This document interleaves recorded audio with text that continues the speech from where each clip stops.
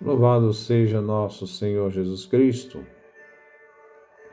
Nós vamos fazer o nosso comentário, a leitura do livro da sabedoria. É o nosso segundo encontro do livro da sabedoria. Vamos trabalhar o capítulo 1, do versículo de 1 a 5. Ouçamos, então, a leitura. Amem a justiça, vocês que governam a terra. Pensem corretamente no Senhor e o procurem de coração sincero, pois ele se deixa encontrar por aqueles que não o tentam e se manifesta para aqueles que não recusam acreditar nele.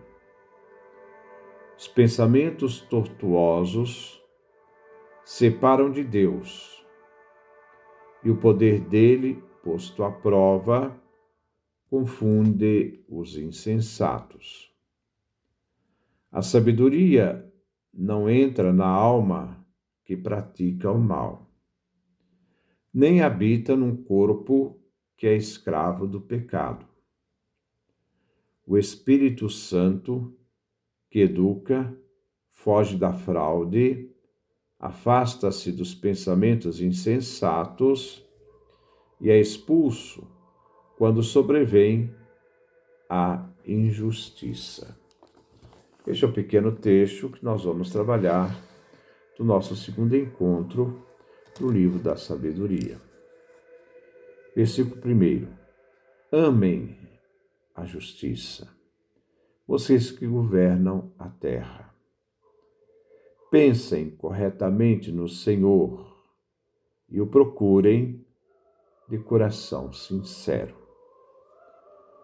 No texto original, nós vemos 3 verbos e os 3 estão no tempo do imperativo. São os verbos amar, pensar e procurar. O primeiro imperativo é o verbo amar. Amem. Expressa uma ordem. Vós que julgais, isto é, aqueles que governam a terra. O melhor para valorizar o imperativo seja: amai a justiça. A justiça é um programa de vida que exige uma atitude pessoal comprometida, visto que Deus está sempre onde se encontra a justiça. A justiça está relacionada com o exercício de poder soberano na sua dimensão judicial, exercer o justo julgamento, e também na dimensão política, pois aqui se refere àqueles que governam a terra, isto é, aqueles que têm poder de julgar, reger e governar os povos. A terra se refere a todos os habitantes em geral, não se restringe aos habitantes da terra de Israel. Os 3 verbos que estão no imperativo neste versículo, verbo amar, pensar e procurar, abrange as dimensões políticas e privadas e também da dimensão política e religiosa. Amar, pensar e procurar. Aqui querem definir e comprometer a pessoa no exercício do poder, envolvendo a pessoa como um todo. O autor do livro da sabedoria vincula o amor à justiça, como a imagem reta que se tem de Deus. Pensai. Então significa: pensai corretamente do Senhor. O Senhor aqui é o Deus que se revelou em Israel. É importante que se busque o Senhor para encontrá-lo. Na sua busca da plenitude, procurai o Senhor. Se busca o Senhor também fora do culto, encontro de adoração, louvor e ação de graças.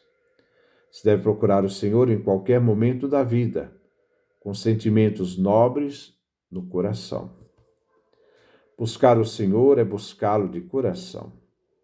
Buscar sua face é querer senti-lo próximo, propício, misericordioso.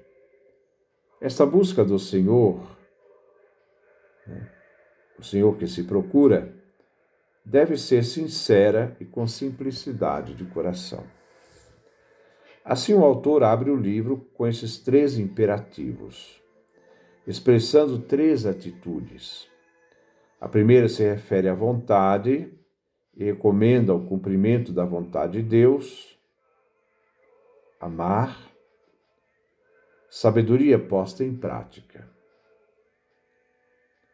A segunda olha para a inteligência, isto é, pensar. Estimula a inteligência a pensar retamente de Deus, o justo juiz. A terceira, isto é, procurar, fala ao coração, intimando os governantes a se conduzirem com simplicidade e agradecidos ao Senhor. Versículo 2.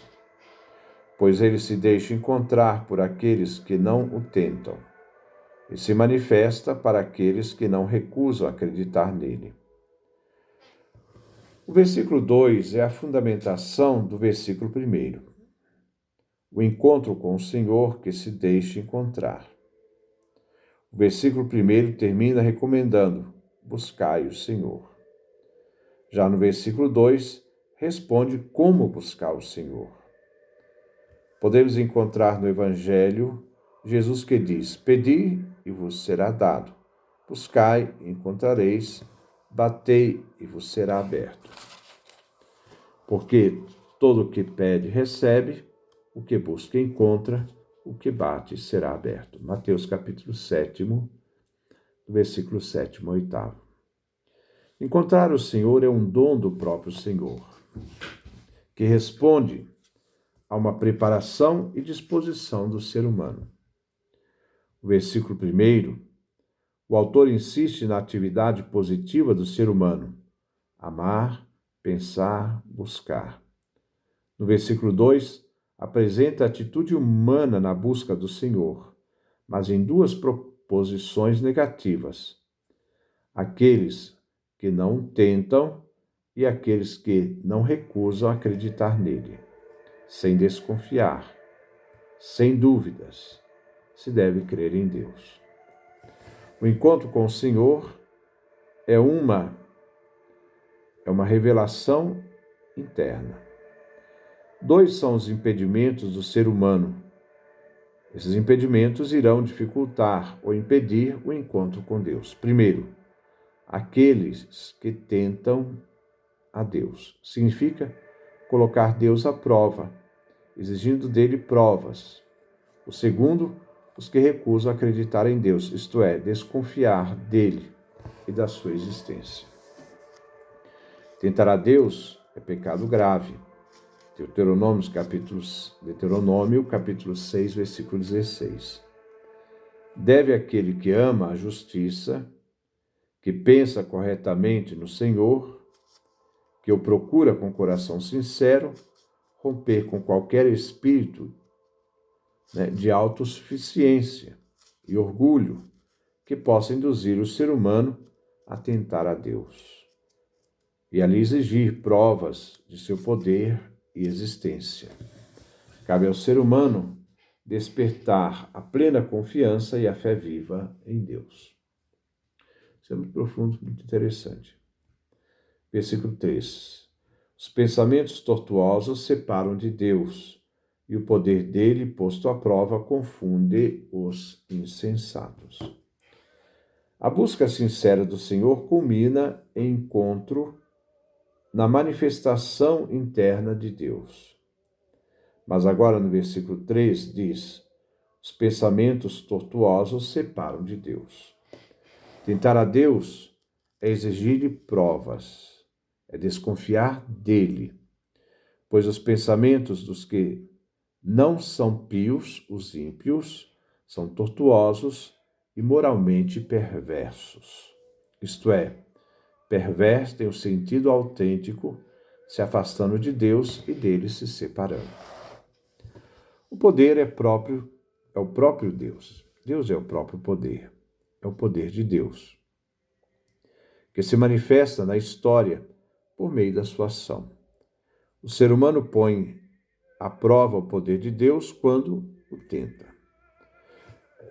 O povo de Deus, povo escolhido, resgatado, foi chamado a ser livre, não escravo. Desconfiar de Deus, duvidar de Deus. Quando eles também foram provados no deserto, fez desse povo uma geração inconstante e infiel a Deus. Salmo 78, versículo 8. Então, esse povo foi escolhido, esse povo foi resgatado para ser livre, mas na caminhada do deserto eles desconfiaram de Deus, duvidaram de Deus. Eles foram provados no deserto, não passaram na provação, se tornaram então essa geração inconstante e infiel a Deus. Deus é o Senhor da história dos seres humanos, que governa o mundo por meio do seu Espírito e sua sabedoria, e que confunde os imprudentes, nécios e insensatos. Os insensatos forjam uma imagem de Deus quando o colocam à prova e duvidam dele. Mas, no fundo, eles acabam se convertendo em seres humanos sem bom senso. Versículo 4. A sabedoria não entra na alma que pratica o mal, nem habita num corpo que é escravo do pecado. A sabedoria aqui aparece não como virtude humana, mas como uma potência divina, a personificação do divino. Temos dois verbos ativos e em movimento: não entra nem habita. Alma e corpo. A alma que pratica o mal. Alma é a vida, revela a sua realidade interior e princípio ativo. O corpo como elemento externo e passivo. A alma que maquina o mal e o corpo que é devedor do pecado, privado de sua dignidade e liberdade, se fez então escravo do pecado. O pecado é força dominadora que subjuga, submete o corpo, escravizando-o. Onde a força dominadora do pecado submete e enfraquece a vida, sufocando a força divina nele. Versículo 5. O Espírito Santo que educa, foge da fraude, afasta-se dos pensamentos insensatos e é expulso quando sobrevém a injustiça. Então, de novo, repetindo o versículo. O Espírito Santo que educa, foge da fraude, afasta-se dos pensamentos insensatos e é expulso quando sobrevém a injustiça. Então, a função do Espírito Santo é pedagógica. É o Espírito Santo que educa. Mas o Espírito Santo vai fugir de várias situações, da fraude, ele afasta dos pensamentos insensatos, e o Espírito Santo vem expulso quando existe a injustiça. O Espírito Santo é a mesma sabedoria do versículo 4. Existe uma relação mútua entre sabedoria e Espírito. Por isso o Espírito é santo. E este Espírito Santo tem de se afastar de qualquer falsidade ou engano ou erro. O Espírito Santo é o educador, como eu disse, pedagogo. Com a diferente distinção entre a educação no mundo grego e a educação no mundo judaico. Para os gregos, a educação se faz pela formação humanística, enquanto para os judeus se trata da formação do indivíduo e povo para viver segundo a lei de Deus. É teológica, é centrada em Deus. O Espírito Santo é aquele que educa e forma interiormente os justos. Por isso ele foge da fraude, afasta dos pensamentos insensatos e vem expulsado, né? As pessoas expulsam o Espírito Santo quando sobrevém a injustiça. Essa injustiça aqui vem personificada. Se não há possibilidade de união e convivência entre os ímpios e Deus, ou a sabedoria, o Espírito Santo, não se deve estranhar que a injustiça, né, a injustiça tente eliminar o Espírito Santo, visto que o que existe entre o bem e o mal é uma luta de morte.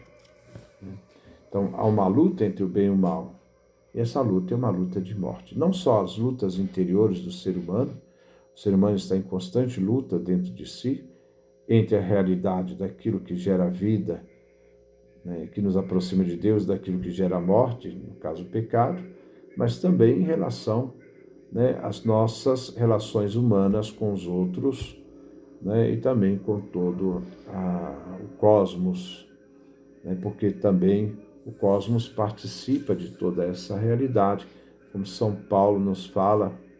Então, né, nós já ouvimos em São Paulo, na Carta aos Romanos, que também, né, a criação geme em dores de parto, juntamente com os homens, e os homens esperando essa realidade da filiação divina. É o capítulo 8º da Carta aos Romanos. Então, há toda uma realidade que envolve toda a obra da criação, né, inclusive também da vida do ser humano em particular. Que Deus nos dê a sua graça, a sua bênção, a sua face resplandeça sobre nós.